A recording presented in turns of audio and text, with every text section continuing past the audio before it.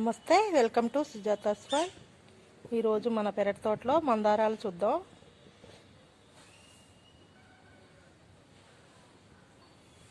మందార చూడండి, రాణి కలర్ది. నేను ఈ మొక్క పెట్టి 2 సంవత్సరాలు అయింది. తెగులు వస్తే అంతా విరగదీశాక ఇలా చిగురొచ్చి నాకు పూలు పూస్తున్నాయి.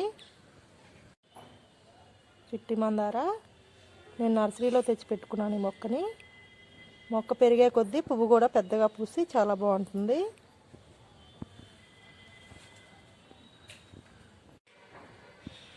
ఎల్లో కలర్ మందార,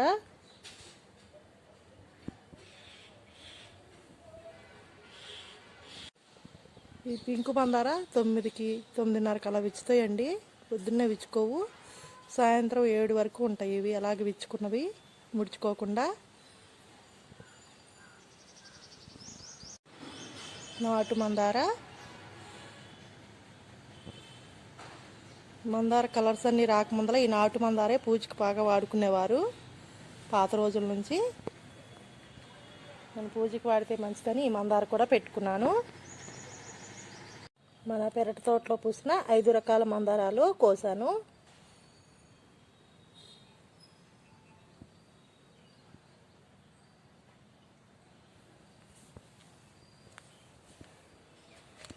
ఇక్కడ తులసి మొక్క ఉందండి. మనం తులసి మొక్కకి పూజ చేసుకుంటాం కదా నిత్య. ఇలా కుండీలో తులసి మొక్కకి రోజు పూజ చేసుకుంటాము. విడిగా పెరటి తోటలో నేను ఇంకో మొక్క వేసుకున్నాను. పూజ చేసుకునే మొక్కకైతే ఎప్పుడు కొయ్యకూడదండి. ఇలా విడిగా ఈ మొక్క నేను పూలల్లో వేసి మాల కట్టుకుంటాను, స్వామికి మాల వేయటానికి. ఈ తులసి దళాలతో మనం ఈరోజు కషాయం కాసుకుందాం. సంవత్సరం నుంచి 5 సంవత్సరాల పిల్లలకి ఈ తులసి దళాలతో కషాయం కాసి పెడితే జలుబు దగ్గు రాదండి. జలుబు దగ్గు వచ్చాక కూడా తగ్గిపోతుంది. చిన్నపిల్లలకి మందులు వాడటం అంత మంచిది కాదు కదా ఒంటికి. ఈ కషాయం చేసి చూద్దాం. రోజు కషాయం చేసి చూపిస్తాను.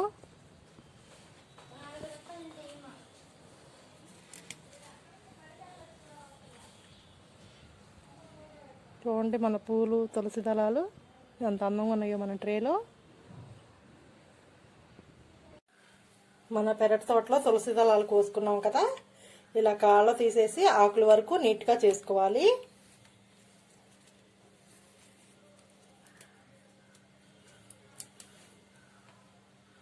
మనం తులసి దళాల నుంచి కాళ్ళన్నీ తీసుకున్నాం కదా, ఇలా మన చేతితో గుప్పుడాకండి ఇలా పట్టుకుంటే గుప్పుడాకు శుభ్రంగా నీట్గా కడిగి పెట్టుకోవాలి. 2-3 సార్లు కడిగి పెట్టుకోవాలి. కడిగిన తులసి దళాలను ఇలా వాటర్ పిండేసి ఒక గిన్నెలో వేసుకోవాలి.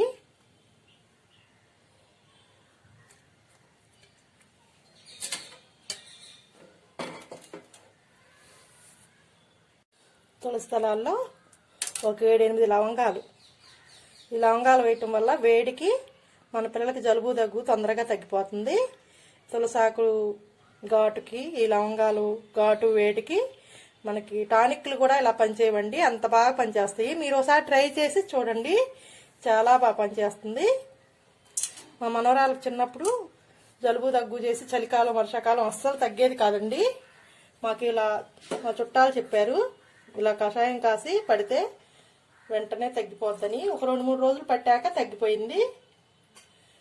మనం వాటర్ లీటర్ లెక్కలైతే 1/2 లీటర్ అండి, గిద్దల లెక్కనైతే 2 గిద్దలు. ఇలా వాటర్ పోసి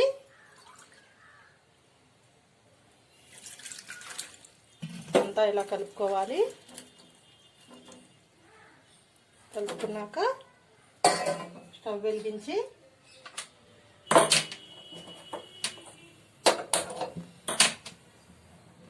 ఇలా స్టవ్ లో ఫ్లేమ్లో పెట్టి మనం బాగా మరగనివ్వాలండి. మనం ఈ గ్లాస్తో 2 గ్లాసులు వాటర్ పోసుకున్నాం కదా, 1/2 లీటరు. మనకి అర గ్లాసు వచ్చే వరకు మరిగించుకోవాలి. మనకు వాటర్ అంతా 1/2 గ్లాసు వచ్చే వరకే మరిగించుకోవాలి. ఇలా మరిగితే టానిక్ లాగా తయారైతే మనం కాసాక చూపిస్తాను. చూడండి మనకి ఇలా వాటర్ అంతా మరిగిపోయాయి, మనకి టానిక్ లాగా తయారవుతుంది.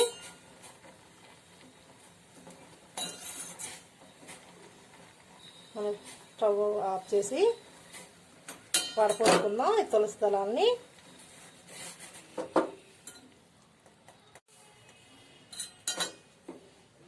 అంతా తులసాకులంతా ఒత్తేసి తీసేసుకోవాలి.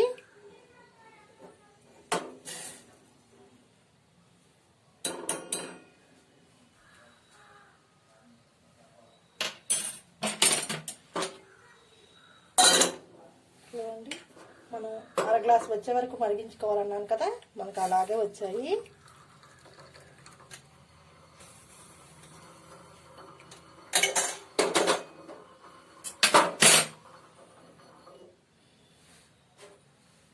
మనకు అర గ్లాస్ వాటరే వచ్చాయి. చూడండి ఇలా కషాయం ఎలా వచ్చిందో, కలర్ కూడా.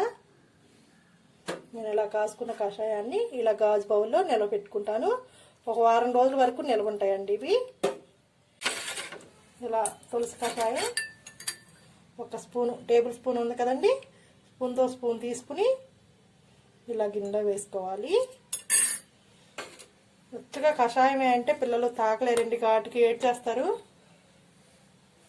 ఇలా తేనె, 2 చుక్కలు తేనె చూడండి కషాయంలో కలుపుకుని, 2 చుక్కలు చూడండి ఇలా కలిపేసి పిల్లలకి 2 పూట్ల 3 పూటలు ఇవ్వచ్చండి, పొద్దున, మధ్యాహ్నం, సాయంత్రం. ఇలా స్పూన్లో వేసి పట్టేయటమే. ఇలా పట్టి చూడండి మీ పిల్లలకి. మా పిల్లలు పెద్దవాళ్ళు అయ్యారు, మా మనవరాలకు నేను ఇలా చేస్తాను. మీరు కూడా ఇలా చేసి పిల్లలకు పట్టి చూడండి, జలుబు తొందరగా తగ్గిపోతుంది. బయట మందులు వాడి పిల్లలకి చిన్నప్పటి నుంచి మందులు అలవాటు చేయకూడదండి, జలుబు దగ్గుకి అసలు చేయకూడదు. ఇలా మనం ఇంట్లో తయారు చేసుకుని ఇలాంటి చిట్కాలతో మన పిల్లలకి జలుబు దగ్గు తగ్గించుకుందాం.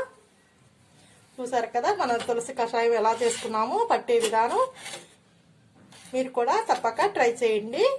మీకు నచ్చినట్లయితే లైక్ చేయండి, షేర్ చేయండి, సబ్స్క్రైబ్ చేయండి. మరో రెసిపీతో కలుద్దాం.